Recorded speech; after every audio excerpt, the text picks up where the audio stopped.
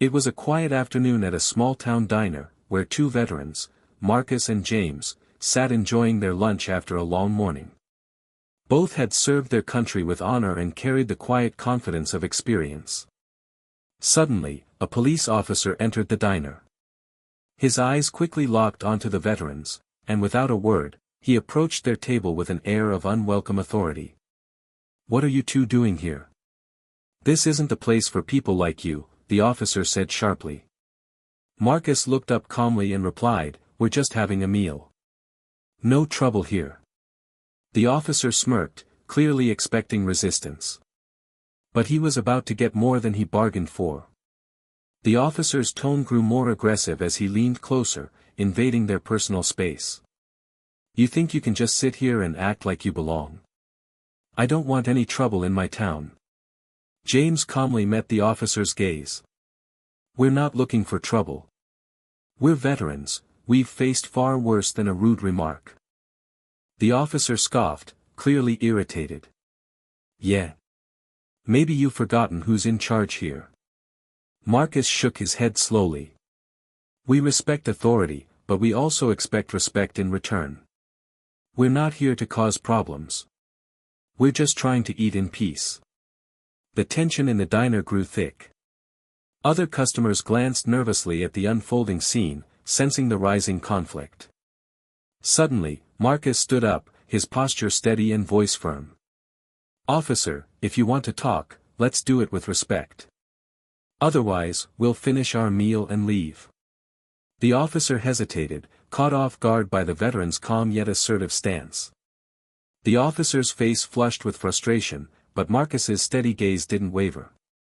James remained seated, his hands calmly resting on the table, radiating quiet strength. The other patrons in the diner watched silently, waiting to see how the situation would unfold. Finally, the officer took a step back, clearly realizing he had underestimated the two men. "You think you can talk to me like that?" he demanded. Marcus nodded. "Yes, because respect goes both ways. You have a badge, but that doesn't give you the right to intimidate people who haven't done anything wrong." At that moment, a waitress approached the table, placing fresh coffee cups in front of Marcus and James. She looked at the officer and then at the veterans with a subtle but unmistakable look of support. "Maybe it's time to let this go," she said softly. The officer glared but said nothing. His bravado was fading. James then spoke up, his voice calm but firm. "We serve this country to protect everyone's rights, including yours. We expect those rights to be honored, not challenged." The officer's expression shifted from anger to something more contemplative. He glanced around the diner, noticing the quiet support the veterans had from the other customers. Realizing he had lost the moral high ground, the officer took a deep breath and stepped back toward the door. Before leaving, he muttered, "This isn't over." Marcus gave a nod, his tone unwavering. "It is, for now. But next time, think before you act." As the officer exited, a wave of relief swept through the diner. Marcus and James sat back down, their composure intact. The lesson was clear: true courage and respect come from standing firm without aggression, and sometimes, those who try to bully learn their lesson the hard way. As the door swung shut behind the officer, the atmosphere in the diner slowly relaxed. Marcus and James exchanged a brief look, a silent acknowledgement of the tension they had just endured and overcome. Around them, the murmurs of other patrons shifted from concern to admiration. The waitress returned with a small smile. "You handled that well. Not many people stand up like that these days." James nodded appreciatively. "Sometimes you have to remind people what real respect looks like." Marcus took a deep breath and glanced out the window, the sunlight casting a warm glow on the street outside. "We didn't come here to start a fight. We just wanted a quiet lunch. But when someone tries to bully you for no reason, you have to stand your ground," James added. Their words resonated with everyone nearby, a reminder that dignity and strength don't always roar, they often stand firm with quiet confidence. Later that day, the story of the confrontation began to spread through the community, not as a tale of conflict, but as one of courage and respect. Many who heard it felt inspired, seeing that no one should be intimidated, no matter who they are. Marcus and James knew this wasn't just about one diner or one officer. It was about standing up for oneself, for fairness, and for the values they had fought to protect.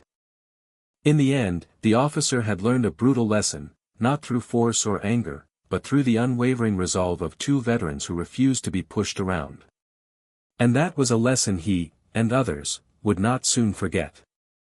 In the days that followed, Marcus and James found themselves reflecting on what had happened in the diner. Though the encounter was over quickly, its impact lingered in their minds. They both understood that respect wasn't something to be demanded, it was something earned through actions and attitude. Their calm but firm response had shifted the dynamic entirely, transforming a tense moment into a powerful lesson.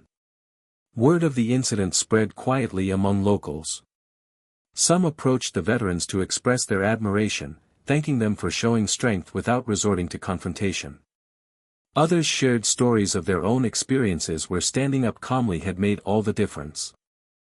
Marcus and James also realized that the real change wasn't just about the officer's behavior that day, but about reminding their community, and themselves, of the importance of dignity in every situation. James said one afternoon, "It's not about winning an argument. It's about standing up for who you are, and making sure you don't lose yourself in the process." Marcus nodded. "Exactly. And sometimes, the best way to teach someone is by example. We didn't yell or threaten. We just stayed true to ourselves. That's what made the difference."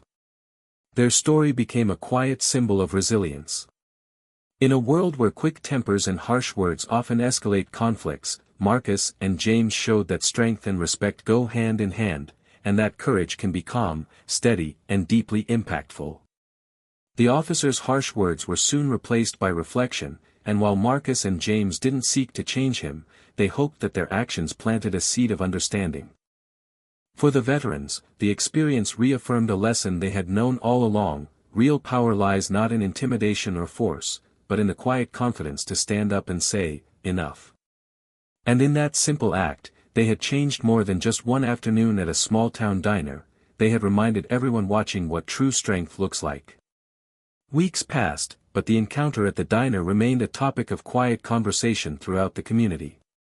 Marcus and James noticed that more people began to speak openly about respect, dignity, and how they treated others in everyday life. The veterans had unwittingly sparked something important, a subtle shift in awareness. One afternoon, Marcus received a call from the diner's manager. "A few folks asked me to tell you thanks. Your calm strength reminded them how to face tough situations with dignity." James smiled when he heard this. Sometimes, the smallest actions create the biggest ripples. They both agreed that the real victory wasn't in any confrontation or argument, it was in demonstrating that integrity and self-control could disarm even the most aggressive behavior. Marcus reflected, "It's easy to let anger take over. But what we showed is that patience and respect aren't signs of weakness, they're the truest marks of strength." James nodded thoughtfully. "And that strength can inspire others to change, not just for one day, but for good." One day, as they sat together in a local park, James remarked, "Maybe that officer will think twice next time. Maybe he'll remember that dignity can't be demanded, it has to be given and received." Marcus looked around at the peaceful surroundings. "And maybe, through moments like this, we help build a better community, one where respect is the rule, not the exception." Their shared experience became more than a story of confrontation, it was a testament to the power of standing tall with grace, reminding everyone that courage can be quiet, and lessons can be learned without violence. In the end, Marcus and James knew that true change started with people willing to face conflict not with hostility, but with firm, unwavering respect, a lesson far more brutal to learn than any physical challenge. Months later, Marcus and James found themselves invited to speak at a local community center. The room was filled with people from all walks of life, neighbors, young adults, even a few local officials. Their story had become more than just an incident, it was now a beacon of hope and a lesson in courage. Standing before the crowd, Marcus began, "We didn't set out to be heroes. We just wanted to have a peaceful meal. But when faced with unfair treatment, we chose to respond with respect and calm." James added, "It's easy to get caught up in anger or fear. But true strength comes from standing firm without giving in to aggression." That's what made the difference that day. Questions followed. People asked how to handle similar situations in their own lives, whether at work, school, or even within families. Marcus replied thoughtfully, "It starts with knowing your worth. When you believe in yourself and demand respect without aggression, you take control of the moment." James emphasized, "And remember, sometimes the best way to teach a lesson isn't by raising your voice, but by showing the right way to act." The crowd nodded, many visibly moved by their words. Later, a young man approached them quietly. "I've faced a lot of challenges where people tried to put me down. Your story gives me hope that I can stand up without losing who I am." Marcus smiled warmly. "That's the most important part, never losing yourself." As the evening ended, Marcus and James walked outside, feeling a deep sense of purpose. What had started as a tense moment in a diner had blossomed into something bigger, a movement toward respect and understanding within their community. They knew the road ahead wouldn't always be easy. Change rarely was. But they were confident that with every calm, respectful stand taken by someone, the world would inch closer to a better place. And that, they believed, was the most powerful lesson of all. As the weeks turned into seasons, Marcus and James became familiar faces at local schools, town halls, and even veterans' gatherings. People weren't just interested in what had happened at the diner, they were inspired by how it had happened. One day, after a speaking event at a nearby high school, a teacher pulled them aside. "The way you both carry yourselves, especially in the face of disrespect, it's something these kids need to see. They need to know you don't have to yell to be heard." That comment stuck with Marcus. He thought back to his early days in the military, moments of chaos where composure was the only thing that kept people safe. Back then, just like in the diner, panic never helped. Only clarity and calm did. Later that evening, he and James sat at the same diner where it all began. The waitress who had supported them months ago approached with a smile. "Haven't seen you two in a while," she said. "Things have been quieter since that day." James chuckled. "Maybe people think twice now." She leaned in slightly. "That officer? He actually came back one evening. Didn't cause trouble. He just sat, had coffee, and left a pretty generous tip. Never said a word, but I think he got the message." Marcus raised an eyebrow. "That so?" "Yeah," she replied. "Sometimes, people don't admit they're wrong with words. They just change how they act." That moment was unexpected. Neither of the veterans had set out to shame or humiliate anyone. They had only wanted to be treated fairly. But now they realized something deeper: real leadership leaves a mark, even on those who resist it. As the two men sat with fresh coffee and warm meals, they talked about what had changed, not just in their town, but in themselves. "We never asked for attention," Marcus said. "But if our actions helped even one person rethink how they treat others, it was worth it."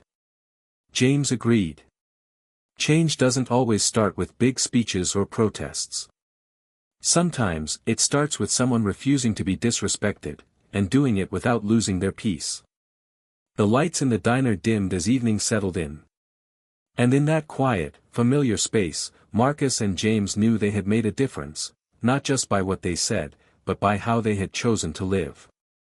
Months had passed since the diner incident, but for Marcus and James, the impact had only grown stronger. What began as a simple act of composure had now blossomed into something far more meaningful, a quiet leadership rooted in values, not volume. They were now regularly invited to join panels on conflict resolution and community building. Local organizations even started programs using their story as an example of how calm integrity could shift perspectives and build bridges.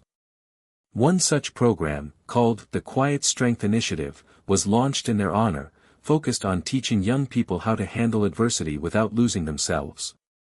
Still, both men remained grounded. They never sought titles or recognition.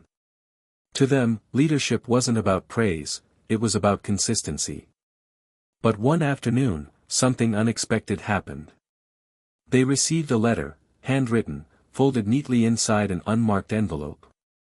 It was from the officer. To Marcus and James, I've thought a lot about that day. I didn't see it then, but you both gave me something I didn't know I needed, a mirror. I've spent years walking into places thinking I had to assert control.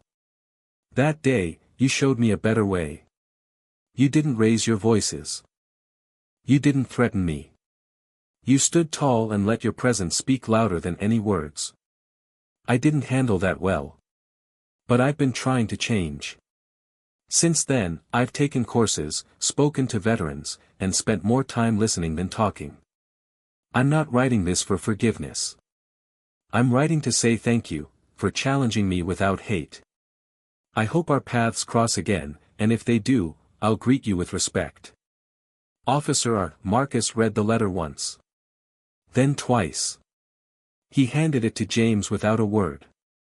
As James read it, he leaned back in his chair, staring out the window for a long moment.